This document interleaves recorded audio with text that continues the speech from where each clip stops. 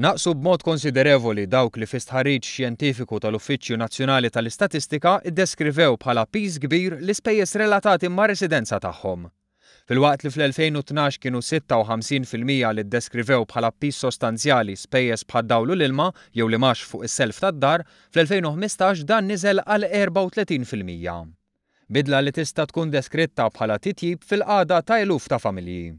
Mill-istħarriġ jirriżulta wkoll li 44% tal-Maltin kienu jgħixu fid-djar, bil-kumplament kienu primarjament jgħixu f'appartamenti jew meżonetts.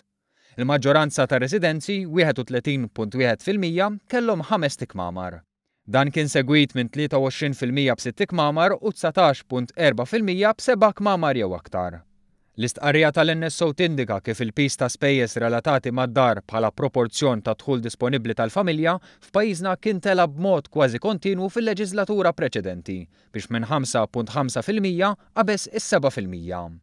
F'istqarrija b'reazzjoni, il-Gvern qal li t-titjib tas-sena li għaddiet kien bla preċedent jekk imqabbel ma' riżultati oħra li ħarġu minn mindu beda jsir dan l-istħarriġ fl-2005. Żied li mal-bidla fl-amministrazzjoni beda jinħass tnaqqis fil-piżijiet tal-familji tant li issa dawn huma fl-anqas livell qatt osservat minn mindu beda dan l-istħarriġ 11-il sena ilu.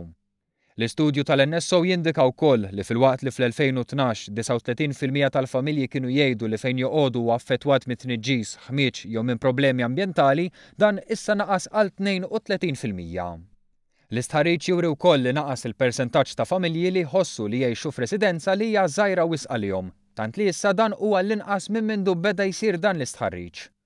Il-Gvern żied li filwaqt li jilqa' dawn ir-riżultati pożittivi jibqa' kommess li jkompli jtejjeb il-qagħda tal-familji f'pajjiżna, speċjalment dawk l-aktar fil-bżonn.